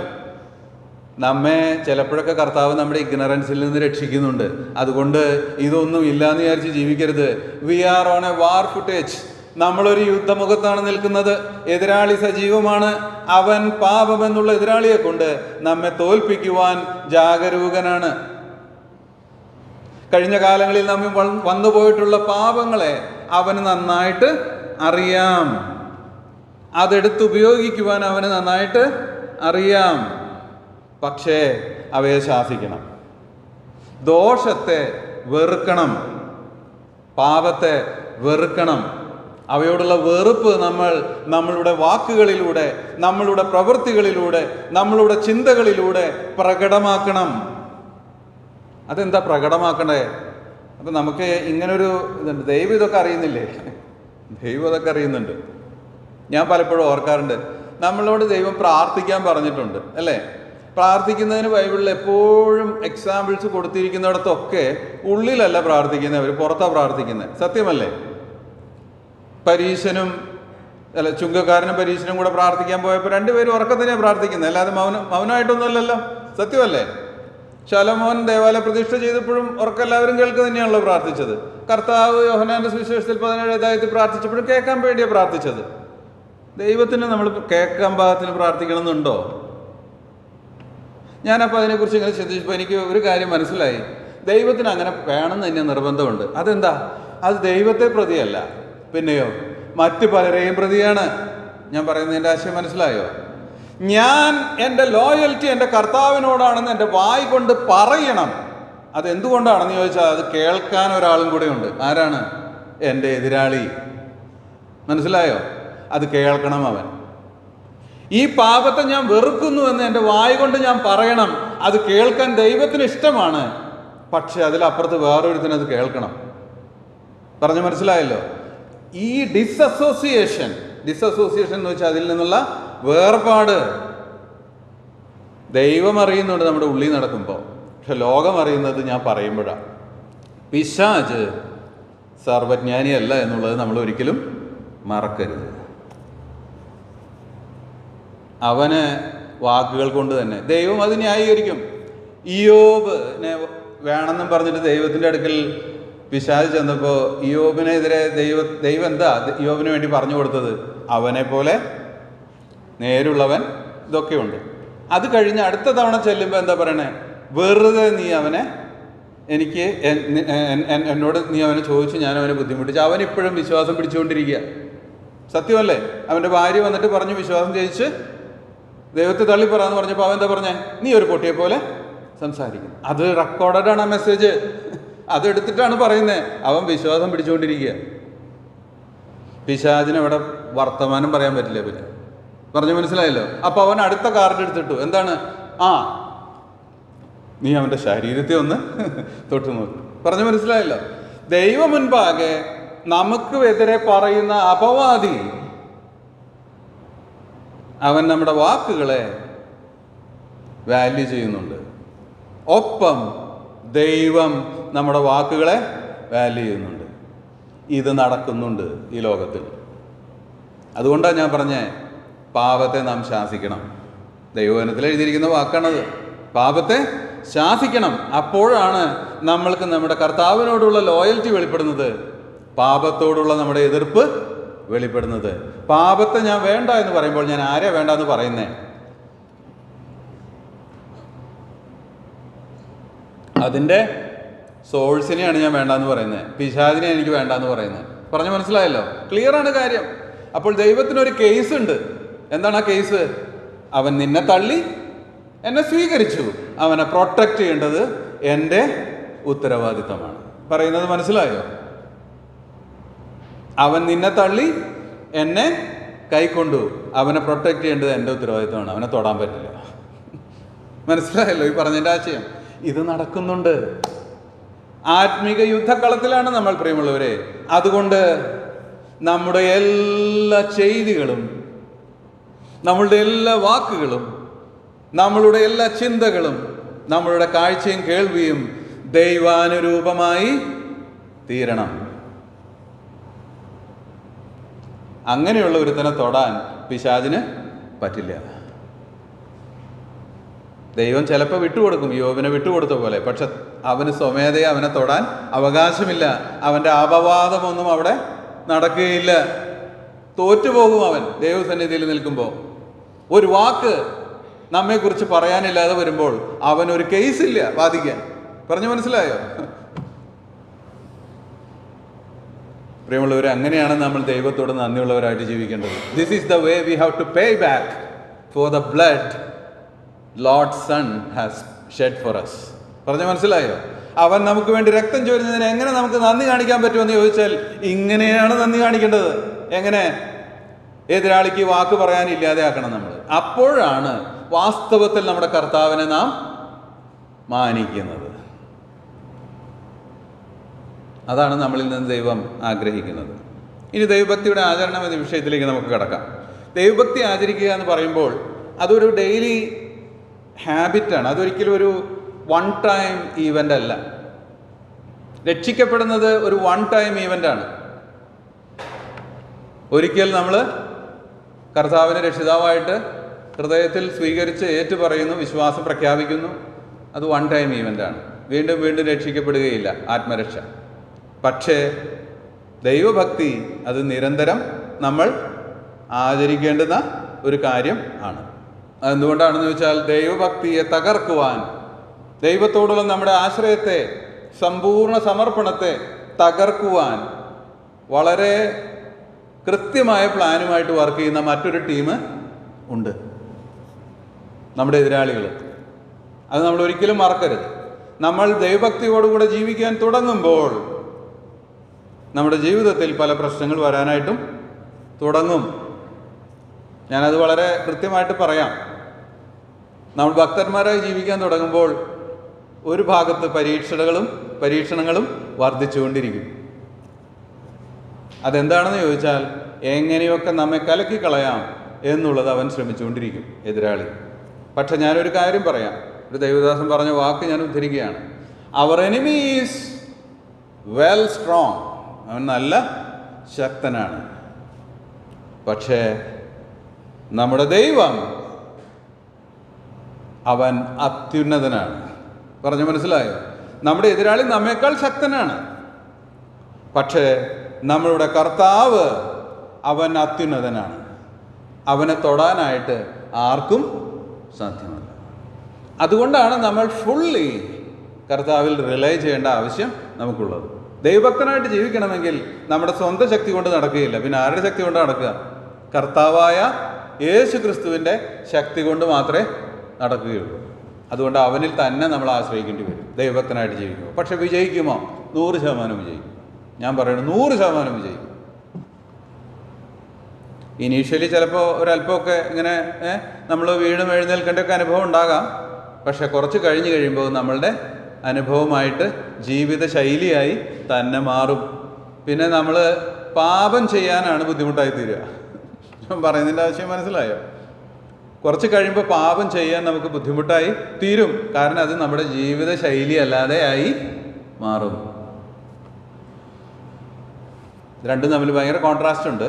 പക്ഷേ നമ്മൾ പതുക്കെ അതിലേക്കാണ് ചെന്ന് എത്തേണ്ടത്. ദൈവഭക്തന്മാരായി തീരുക എന്ന് പറയുന്നത് അതുകൊണ്ടാണ്. അപ്പോൾ ദൈവഭക്തി എന്ന് പറയുന്നത് വ്യക്തിതലത്തിൽ എക്സാക്ട്ലി പറഞ്ഞ ക്രിസ്തുവിൻ്റെ മറ്റൊരു പതിപ്പ് ആയി തീരുക എന്നുള്ളതാണ്, മറ്റൊരു കോപ്പി. അതാണ് ദൈവഭക്തി. കാരണം നമ്മൾ മനസ്സിലാക്കി ദൈവഭക്തിയുടെ മർമ്മം കർത്താവായ യേശു ക്രിസ്തുവാണ്. ദൈവഭക്തിയുടെ മഹത്വം വെളിപ്പെട്ടതും കർത്താവായ യേശു ക്രിസ്തുവിലാണ്. അവനാണ് ദൈവഭക്തി ആൾ രൂപത്തിൽ നിന്നാൽ, അതാണ് കർത്താവായ യേശു ക്രിസ്തു. അവനെ നോക്കിയിട്ട് വേണം നമ്മൾ ദൈവഭക്തി പഠിക്കാൻ. അവനെയാണ് നമ്മളിലേക്ക് ഇംപ്രിൻ്റ് ചെയ്യേണ്ടത്, നമ്മളുടെ മേത്തേക്ക് കൊണ്ടുവരേണ്ടത്. നമ്മെ കാണുന്നവൻ ഈ കർത്താവിനെ കാണുവാൻ ഇടയാകണം. അതാണ് നമ്മുടെ വിക്ടറി, അതാണ് നമ്മുടെ വിജയം. അങ്ങനെ വിജയിക്കുന്ന ഒരാളെ സംബന്ധിച്ചിടത്തോളം ക്രിസ്തു നമ്മളുടെ മേൽ വരുമ്പോൾ പിന്നെ ലോകത്തിലുള്ള കഷ്ടങ്ങളൊന്നും സാരമില്ല എന്ന് നമ്മൾ ശരിക്കും എണ്ണും. അതെന്താണെന്ന് ചോദിച്ചാൽ ഞാനത് വളരെ വ്യക്തമായിട്ട് ലളിതമായിട്ട് പറയാം. ലോകത്തിലുള്ള സകല കാര്യങ്ങളും സകലവിധ കഷ്ടങ്ങളും നമ്മുടെ അകത്ത മനുഷ്യനെ ബാധിക്കുന്ന വിഷയമല്ല. പറഞ്ഞു മനസ്സിലായല്ലോ? നമ്മുടെ ശരീരത്തെ ബാധിക്കാം, പക്ഷെ നമ്മുടെ ആത്മാവിനെയോ നമ്മുടെ ഉള്ളിലെ വ്യക്തിയെയോ അതിന് തൊടാൻ പറ്റില്ല. കർത്താവ് തന്നെ പറഞ്ഞിട്ടുണ്ട്, ജഡത്തെ നശിപ്പിക്കാൻ കഴിയുന്നവരെ ഭയപ്പെടണ്ട, മറിച്ച് ജഡത്തെ കൊന്ന് ആത്മാവിനെ, അകത്ത മനുഷ്യനെ നരകത്തിൽ തള്ളിക്കളയുന്നവനെയാണ് ഭയപ്പെടേണ്ടത്. ഈ ജഡത്തെ തോൽപ്പിക്കുവാൻ പലതിനും കഴിയും. ചിലപ്പോൾ നമ്മുടെ എതിരാളികൾക്ക് നമ്മെ കൊല്ലാൻ വരെ കഴിയും.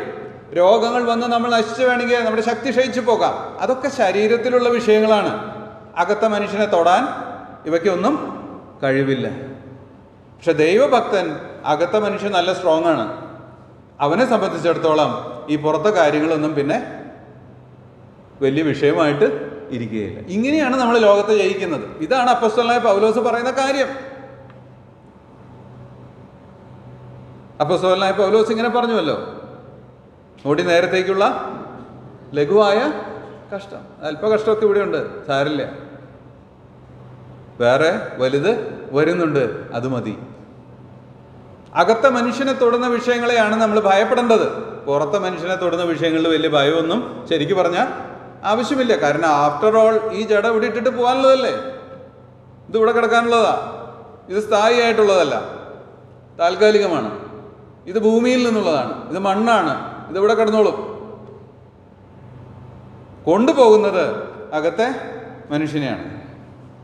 അവനെയാണ് സൂക്ഷിച്ചു നോക്കേണ്ടത്.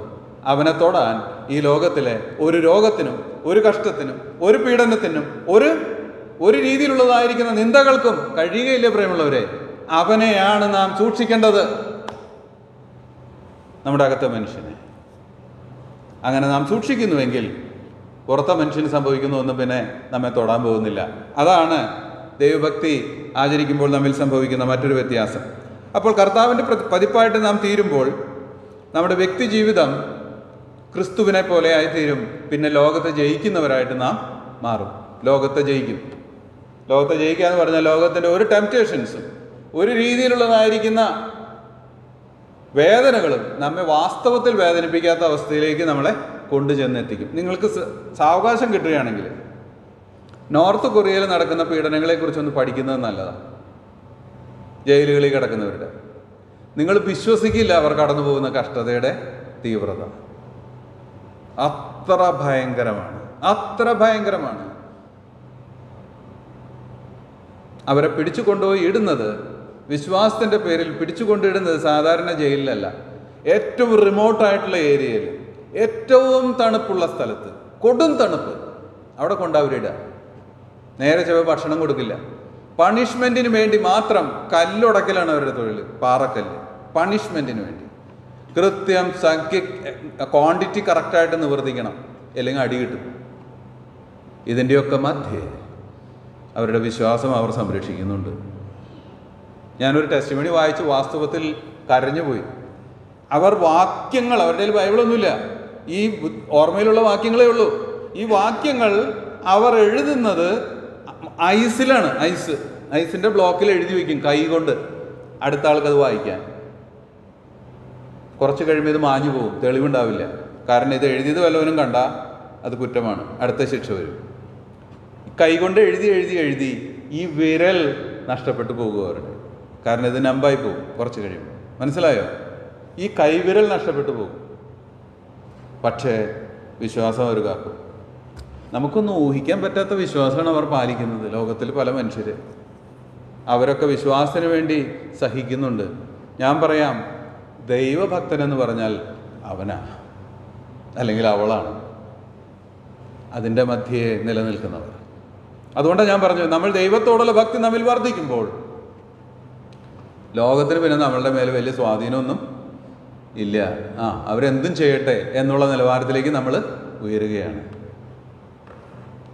ആ ലെവലിലേക്ക് നമുക്ക് എത്താൻ പറ്റും. അതുപോലെയായിരുന്നു നമ്മുടെ കർത്താവിന് ചുറ്റും എപ്പോഴും എതിർപ്പായിരുന്നു, എപ്പോഴും എതിരാളികളായിരുന്നു, തന്നെ വേട്ടയാടിക്കൊണ്ടിരിക്കുകയായിരുന്നു എപ്പോഴും. പക്ഷേ യെശയ്യാവിൽ പറയുന്ന പോലെ ന്യായം സ്ഥാപിക്കും വരെ അവൻ തളരുകയില്ല. എങ്ങനെയാണ് കർത്താവ് തളരാതിരുന്നേ? അവൻ്റെ മനസ്സിൽ ഒരേ ഒരു ആഗ്രഹമേ ഉണ്ടായിരുന്നുള്ളൂ, തന്നെ അയച്ച തൻ്റെ പിതാവിനെ പ്രസാദിപ്പിക്കണം. പിതാവിൻ്റെ പുത്രൻ, അവൻ അതീവ ഭക്തനായിരുന്നു പിതാവിനോട്. പിതാവിന് ക്ഷതം വരുത്തുന്ന, പിതാവിനെ വേദനിപ്പിക്കുന്ന ഒരു കാര്യവും പുത്രൻ ചെയ്തില്ല. അവൻ്റെ ഒരേ ഒരു ലക്ഷ്യം പിതാവിനെ പ്രസാദിപ്പിക്കുക എന്നുള്ളതായിരുന്നു. അതുകൊണ്ട് ലോകത്തിലെ കഷ്ടങ്ങളെ അവൻ സാരമില്ല എന്ന് എണ്ണി. അതുപോലെ തന്നെയായിരിക്കും നമ്മളും ദൈവഭക്തന്മാരായി തീരുമ്പോൾ. പിന്നെ നമ്മുടെ ആഗ്രഹം പിതാവിനെ മഹത്വപ്പെടുത്തുക പുത്രനിലൂടെ എന്നുള്ളതായിരിക്കും. ഒരു വിശ്വാസിയിലേക്ക് ദൈവഭക്തിയുടെ ആചരണം 5 മേഖലകളിലാണ് നമ്മളുടെ ജീവിതത്തിൽ ഉണ്ടാകുന്നത്. 5 മേഖലകൾ. ഒന്നാമത് വ്യക്തിപരം. ഇതാണ് ഏറ്റവും ഇമ്പോർട്ടൻ്റ്. വ്യക്തിപരമായിട്ട് ഞാനൊരു ദൈവഭക്തനായിരിക്കണം. വ്യക്തിപരമായിട്ട് നാം ദൈവഭക്തന്മാരായി തീർന്നിട്ടല്ലാതെ മറ്റൊരു മേഖലയിലേക്കും അത് കൊണ്ടുപോകാൻ നമ്മളെ കൊണ്ട് കഴിയുകയില്ല. വ്യക്തിപരമായിട്ട് നമ്മൾ ദൈവഭക്തന്മാരാകണം. രണ്ടാമത് കുടുംബം. ഒരു വ്യക്തി കുടുംബത്തിൽ നല്ല ഭക്തനാണ് അവനെങ്കിൽ അവൻ്റെ കുടുംബത്തിൽ അത് കാണിക്കാൻ തുടങ്ങും. കുടുംബം സന്തോഷമുള്ള ഒരിടമായി തീരും. അതെന്താണെന്ന് ചോദിച്ചാൽ, ഞാനിന്ന് പ്രിയ സഹോദരനുമായിട്ട് സംസാരിച്ചപ്പോൾ ഇങ്ങനെ പറയുമായിരുന്നു, എൻ്റെ ഭാര്യയോട് കയർത്ത് ഒരു വാക്ക് പറയാൻ എനിക്ക് പറ്റില്ല. അതെന്താ? ഭാര്യയല്ലേ, ഭാര്യയാണ്. പക്ഷേ കേവലം ഭാര്യയല്ല, ദൈവത്തിൻ്റെ ഒരു മകളാണ്. ദൈവവചനം പറയുന്നത് എങ്ങനെയാണ്? നിങ്ങൾ മറ്റുള്ളവരെ നിങ്ങളെക്കാളും ശ്രേഷ്ഠനെന്ന് എണ്ണണം. അല്ലേ? അങ്ങനെയല്ലേ ബൈബിളിൽ പഠിപ്പിക്കുന്നത്? ക്രിസ്തുവും തന്നിൽ തന്നെ പ്രസാദിച്ചില്ല. കർത്താവ് ചെയ്തതെന്താ? മറ്റുള്ളവരെ ശ്രേഷ്ഠനെന്ന് എണ്ണി. അതുകൊണ്ടാണ് നമുക്ക് വേണ്ടി അവൻ മരിച്ചത്. കർത്താവ് ക്രൂശ് ചുമന്ന് നടക്കുമ്പോൾ, ഞാനത് പലപ്പോഴും ഓർക്കുമ്പോൾ എനിക്ക് അത്ഭുതം തോന്നാറുള്ള ഒരു വിഷയമാണ്, ഞാൻ അവൻ്റെ മുമ്പിൽ ശ്രേഷ്ഠനായിരുന്നു. അതുകൊണ്ടാണ് അവൻ മരണത്തിന് തന്നെ വിധേയനാക്കിയത്. നമുക്ക് മറ്റുള്ളവരെ ശ്രേഷ്ഠനെന്ന് വിളിക്കണമെങ്കിൽ എൻ്റെ ഭാര്യയെ എനിക്ക് വേറെ പോലെ വിളിക്കാൻ പറ്റും. ഞാൻ പറയുന്നതിൻ്റെ ആശയം മനസ്സിലാവും. എൻ്റെ ഭാര്യയെ എനിക്ക് ബഹുമാനിക്കേണ്ടത് ആവശ്യമാണ്. ഞാൻ ദൈവഭക്തനായി തീരുമ്പോൾ എൻ്റെ മക്കളോട് എനിക്കൊരു വാക്ക് മോശമായി പറയാൻ പറ്റില്ല. അയോഗ്യമായ ഒരു വാക്ക് എൻ്റെ വായിൽ നിന്ന് വരാൻ പറ്റില്ല. കുടുംബം ദൈവഭക്തന്മാരാൽ നിറയപ്പെടുമ്പോൾ യഥാർത്ഥ ദൈവ കുടുംബമായി അത് തീരും. വലിയ സന്തോഷമുണ്ടാകും അവിടെ, വലിയ സമാധാനം ഉണ്ടാകും അവിടെ. വാസ്തവത്തിൽ ആശ്വാസത്തിൻ്റെ ഇടമായിരിക്കും ഒരു കുടുംബം, കലഹത്തിൻ്റെ അല്ല. അത് രണ്ടാമത്തെ വിഷയം, കുടുംബം. മൂന്നാമത് സഭ. നമ്മൾക്ക് അടുത്തത് ഏറ്റവും ഇമ്പോർട്ടൻ്റ് ആയിട്ടുള്ളത് നമ്മുടെ സഭയാണ്. സഭയിൽ കടന്നു വരുന്ന ഒരുവൻ ദൈവഭക്തനാണെങ്കിൽ പിന്നെ അവിടെ കസേരക്കളികളൊന്നും ഇല്ല. ഞാൻ പറഞ്ഞു മനസ്സിലായല്ലോ. ഒരുവൻ തന്നേക്കാൾ മറ്റുള്ളവനെ ശ്രേഷ്ഠൻ എന്ന് എണ്ണുമ്പോൾ സ്വാർത്ഥതയ്ക്ക് അവിടെ സ്ഥാനം ഇല്ല. ദൈവഭക്തനായിട്ട് തീരുമ്പോൾ അന്യോന്യം ബഹുമാനിക്കുന്നതിൽ മുന്നിട്ടുകൊള്ളും. ദൈവസഭ യഥാർത്ഥത്തിലുള്ള ദൈവസഭയായിട്ട് മാറും ദൈവഭക്തി പരിശീലിക്കുമ്പോൾ.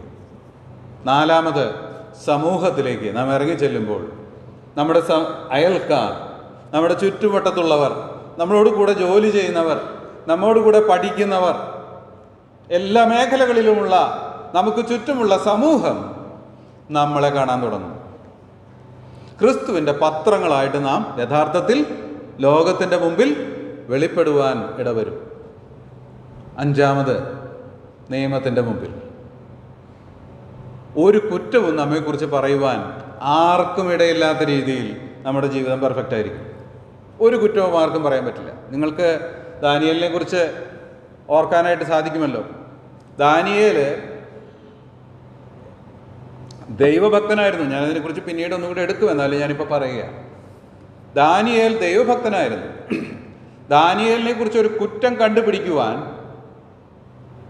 തൻ്റെ കൂടെ ഉണ്ടായിരുന്ന മറ്റ് തലവന്മാരായിരിക്കുന്ന മനുഷ്യർ, സംസ്ഥാനത്തിൻ്റെ അധിപതിമാരായിരിക്കുന്നവർ കിണഞ്ഞു പരിശ്രമിച്ചു. നമ്മൾ വിചാരിക്കും ഇവരൊക്കെ അത്രമാത്രം ബുദ്ധിയില്ലാത്തവർ. അല്ല, they were brilliant people of that age.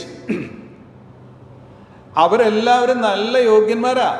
ഇന്നത്തെ നമ്മുടെ ഭാഷയിൽ പറഞ്ഞ എൻഫോഴ്സ്മെൻറ്റ് ഡയറക്ടറേറ്റിൻ്റെ പോലെയുള്ള ഇൻവെസ്റ്റിഗേഷനൊക്കെ നടത്തി നോക്കി. ദാനിയേലിൻ്റെ എല്ലാ ആക്ടിവിറ്റീസിനെയും എടുത്ത് അനലൈസ് ചെയ്തു, ഒന്നും കിട്ടിയില്ല.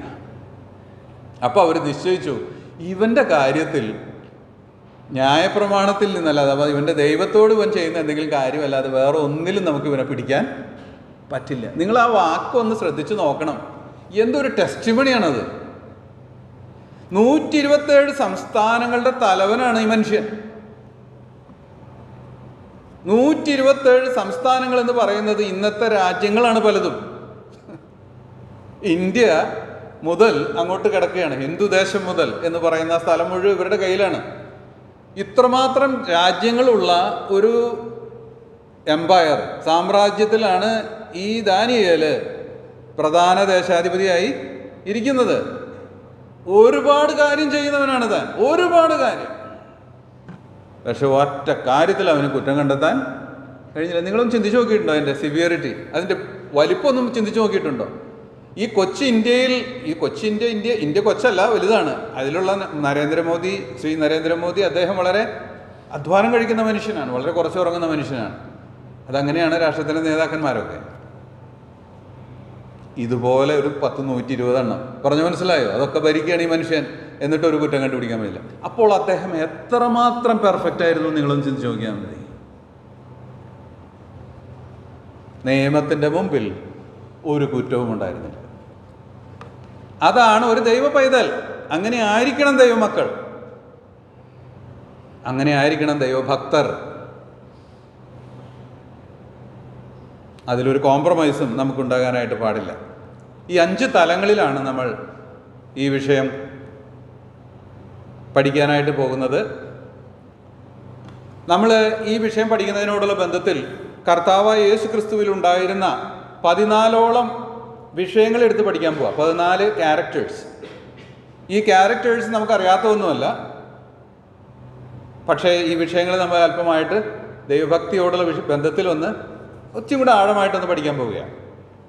അതേതൊക്കെയാണെന്ന് ചോദിച്ചാൽ 4 കാര്യങ്ങൾ ആദ്യമായിട്ട് പഠിക്കാൻ പോകുന്നത് കർത്താവായ യേശു ക്രിസ്തുവും തൻ്റെ പിതാവും തമ്മിലുണ്ടായിരുന്ന ബന്ധം, നമ്മൾക്ക് ദൈവവുമായിട്ടുണ്ടായിരിക്കേണ്ട ബന്ധം 4 തലങ്ങളിലാണ്. ഒന്ന്, ദൈവവചന പഠനം. ദൈവം നമ്മളോട് സംസാരിക്കുന്നത് ദൈവത്തിൻ്റെ വചനത്തിലൂടെയാണ്. 2, വിശ്വാസം അടിസ്ഥാനപ്പെട്ടിരിക്കേണ്ടത് ദൈവവചനത്തിന്മേലാണ്. ആകയാൽ കേൾവി, വചനം കേൾവിയാലും വിശ്വാസം കേൾവിയാലെ ഉളവാകുന്നു. വചനത്തിൻ്റെ കേൾവിയാലെയാണ് വിശ്വാസം ഉളവാകുന്നത്. അഥവാ വിശ്വാസം ബേസ് ചെയ്തിരിക്കുന്നത് ദൈവവചനത്തിന്മേലാണ്. അപ്പോൾ 2ാമത്തെ കാര്യം വിശ്വാസം. 3ാമത്തെ കാര്യം പ്രത്യാശ. ഈ പ്രത്യാശയും വിശ്വാസവും തമ്മിലൊരു ബന്ധം ഉണ്ട്. അത് നമ്മൾ പുറകാലെ പഠിക്കുക. എന്താണ് പ്രത്യാശയും വിശ്വാസവും തമ്മിലുള്ള ബന്ധം? പ്രത്യാശ നമ്മുടെ ജീവിതത്തിൽ ഉണ്ട്. നമ്മൾ വിശ്വാസത്താലാണ് രക്ഷിക്കപ്പെട്ടത്, പ്രത്യാശയാലല്ലോ നാം രക്ഷിക്കപ്പെട്ടിരിക്കുന്നത്. ഇത് രണ്ടും രക്ഷയ്ക്കുണ്ട്. അപ്പോൾ 3ാമത് പഠിക്കാൻ പോകുന്നത് പ്രത്യാശയാണ്. 4ാമത് പ്രാർത്ഥന. ഈ 4 കാര്യങ്ങൾ നമ്മുടെ വ്യക്തി ജീവിതത്തിൽ നമ്മളും ദൈവവും തമ്മിലുള്ള ബന്ധത്തെ കാണിക്കുന്ന കാര്യങ്ങളാണ്. ദൈവത്തോട് നമുക്ക് ഈ 4 കാര്യങ്ങൾ ഉണ്ടായിരിക്കണം. അതാണ് ദൈവഭക്തൻ്റെ ഒരു കാര്യം. കർത്താവാണ് ഇതിനുള്ള എക്സാമ്പിൾ. നമ്മളതിരുന്ന് പഠിക്കും. 2ാമത്തെ സെറ്റ് എന്ന് പറയുന്നത് ദൈവത്തിൻ്റെ ക്യാരക്ടേഴ്സ് നമ്മളിലേക്ക് കടന്നു വരണം. ദൈവത്തിൻ്റെ ക്യാരക്ടേഴ്സ്. ആ 2 കാറ്റഗറി ആയിട്ടാണ് ആ ക്യാരക്ടേഴ്സ് നമ്മൾ പഠിക്കാൻ പോകുന്നത്. 1ാമത് ദൈവത്തിൻ്റെ സ്നേഹം. ദൈവം സ്നേഹം തന്നെ എന്നാണ് ദൈവവചനത്തിൽ പറഞ്ഞിരിക്കുന്നത്. ദൈവത്തെ ഒറ്റ വാക്കിൽ ഡിഫൈൻ ചെയ്താൽ ഇങ്ങനെ പറയാം, ദൈവം സ്നേഹമാണ്. സ്വർഗമാകുന്നത് രണ്ട് കാരണങ്ങൾ നിമിത്തമാണ്. ഒന്ന്, ദൈവം അവിടെ ഉള്ളതുകൊണ്ട്. ദൈവം ഇവിടേക്ക് ഇറങ്ങി വന്നാൽ ഇവിടെയും സ്വർഗമായിരിക്കും. രണ്ട്, സ്വർഗം സ്നേഹമുള്ളിടമാണ്. അതാണ് സ്വർഗത്തെ സ്വർഗമാക്കുന്നത്. സ്നേഹമുള്ളിടം സ്വർഗം പോലെയായിരിക്കും. ഞാൻ പറയുന്ന സ്നേഹം ഇങ്ങോട്ട് വല്ലതും കിട്ടുമെന്ന് വിചാരിച്ചിട്ട് അങ്ങോട്ട് കൊടുക്കുന്ന സ്നേഹമല്ല, ദൈവസ്നേഹത്തെക്കുറിച്ചാണ് ഞാൻ പറയുന്നത്. അത് പിന്നാലെ നമ്മൾ പഠിക്കും. സ്നേഹം. രണ്ടാമത്, ദൈവത്തിൻ്റെ ഒരു ക്യാരക്ടറാണ് ഔദാര്യം. ഔദാര്യം എന്ന് പറഞ്ഞാൽ ജനറോസിറ്റി, മടുപ്പ് കൂടാതെ ഔദാര്യമായി നൽകുക. സ്നേഹത്തിൻ്റെ മറ്റൊരു വശമാണത്. സ്നേഹം പ്രാക്ടീസ് ചെയ്യേണ്ടത് അങ്ങനെയാണ്, ജനറോസിറ്റി വേണം നമുക്ക്. മൂന്നാമത്, നമ്മൾ സേവന മനസ്ഥിതിയുള്ളവരായിരിക്കണം. Service or serve. കർത്താവ് അങ്ങനെയാണ്. ലോകത്തെ ദൈവം സേവിക്കുകയാണ്, അല്ലേ? ദൈവത്തിൻ്റെ സേവനമാണ് നമ്മൾ എപ്പോഴും അനുഭവിച്ചുകൊണ്ടിരിക്കുന്നത്. ശ്വസിച്ചുകൊണ്ടിരിക്കുന്നത് വരെ ദൈവത്തിൻ്റെ സേവനമാണ്. രണ്ടാമത്തെ കാറ്റഗറി, ഇത് നമ്മൾ പഠിക്കണം. മൂന്നാമത്തെ കാറ്റഗറി, വ്യക്തിപരമായിട്ട് ദൈവസന്നിധിയിൽ ഉള്ള എൻ്റെ ക്യാരക്ടറിൻ്റെ, ദൈവത്തോടുള്ള ആ എന്താ പറയുക, ദൈവത്തിൻ്റെ ക്യാരക്ടറും എൻ്റെ ക്യാരക്ടറും തമ്മിലുള്ള വ്യക്തിപരമായ ഒരു ചേർച്ച വേണം എനിക്ക്. അത് ഏത് തലങ്ങളിലാണെന്ന് ചോദിച്ചാൽ, ഹോളിനെസ്, റൈച്ചസ്നെസ് ആൻഡ് ഫെയ്ത്ത്ഫുൾനെസ്. ഈ മൂന്ന് ഘടകങ്ങളും ദൈവത്തിലുള്ളതാണ്. ഈ മൂന്ന് ഘടകങ്ങളും നമ്മളിൽ ഉണ്ടായിരിക്കണം. കാരണം ഈ മൂന്നും ഇല്ലാതെ, വിശ്വസ്തതയും വിശുദ്ധിയും നീതിയും ഇല്ലാതെ ദൈവത്തെ നമുക്കൊരിക്കലും പ്രസാദിപ്പിക്കാൻ കഴിയുകയില്ല. നാലാമത് നമ്മൾ പഠിക്കാൻ പോകുന്നത് 4 ക്യാരക്ടേഴ്സാണ്. അത് ജീവിതത്തിൽ നമ്മുടെ സാക്ഷ്യം, വചനത്തിൻ്റെ സാക്ഷ്യം, അതിനോടുള്ള ബന്ധത്തിൽ സഹിഷ്ണുത, അതുപോലെ സൗമ്യത. ഈ 2 കാര്യങ്ങൾ നമ്മൾ പഠിക്കും. ഈ 4 ഗ്രൂപ്പായിട്ടാണ് നമ്മൾ പഠിക്കാൻ പോകുന്നത് ഈ വിഷയങ്ങൾ. ഈ 14 ഗുണങ്ങളും നമ്മുടെ കർത്താവായ യേശുക്രിസ്തുവിനെ മാതൃകയായിട്ടാണ് നമ്മൾ പഠിക്കാൻ പോകുന്നത്. കർത്താവാണ് നമ്മുടെ മാതൃക ദൈവഭക്തിയോടുള്ള ബന്ധത്തിൽ. അപ്പോൾ ഈ വിഷയങ്ങൾ പഠിക്കുമ്പോൾ നമ്മളിൽ വരാവുന്ന വീക്ക്നെസ് എവിടെയൊക്കെയാണ്, ഏതൊക്കെ ഏരിയകൾ നമ്മൾ സ്ട്രെങ്തൻ ചെയ്യണം എന്നുള്ളതൊക്കെ ഞാൻ ആ സമയങ്ങളിൽ നിങ്ങളെ ഓർമ്മിപ്പിക്കും. നമ്മൾ ഫസ്റ്റ് ഓഫ് ഓൾ ചെയ്യേണ്ടത് ഇത് ഏറ്റെടുക്കണം, നമ്മൾ ഈ രീതിയിൽ ജീവിക്കുവാനായിട്ട്. ഈ 14 കൂട്ടം കാര്യങ്ങളൊന്നുമല്ല കർത്താവിനുള്ളത്. കർത്താവിനെക്കുറിച്ച് യോഹന്നാൻ അപ്പസ്തോലൻ പറയുന്നത്, അവനെക്കുറിച്ച് അവൻ ചെയ്തൊക്കെ എഴുതാൻ തുടങ്ങിയ പുസ്തകങ്ങൾ ഈ ലോകത്തിൽ തന്നെ ഒതുങ്ങുമെന്ന് ഞാൻ വിശ്വസിക്കുന്നില്ല എന്നാണ്. കാരണം കർത്താവിനെക്കുറിച്ച് പഠിക്കാൻ ഇതൊന്നും പോരാ. പക്ഷെ ഞാൻ 14 കൂട്ടം കാര്യങ്ങൾ എടുത്ത് പഠിപ്പിക്കുകയാണ് കർത്താവിനോടുള്ള ബന്ധത്തിൽ. അതെന്തിനാണെന്ന് വെച്ചാൽ, ദൈവഭക്തന്മാരായിട്ട് നമുക്ക് എങ്ങനെ ജീവിക്കാം എന്നുള്ളതിനുള്ള ഒരു ഗൈഡ് ലൈൻ നമുക്കതിൽ നിന്ന് കിട്ടും. അങ്ങനെ നാം പ്രാക്ടീസ് ചെയ്യുന്നുവെങ്കിൽ ഒട്ടനവധി പാപങ്ങളെ നമ്മുടെ ജീവിതത്തിൽ നിന്ന് അകറ്റി ജീവിതത്തെ വെടിപ്പാക്കുവാൻ, കർത്താവിനെ പോലെ ആയിത്തീരുവാൻ നമുക്കിടയായിട്ട് തീരും. വരുന്ന ദിവസങ്ങളിൽ ആ ശ്രമം നമുക്ക് ആരംഭിക്കാം. അതിനായിട്ട് ദൈവം നമ്മെ സഹായിക്കട്ടെ. ദൈവത്തിൻ്റെ തിരുനാമം ഇന്നും എന്നേക്കും വാഴ്ത്തപ്പെടുമാറാകട്ടെ.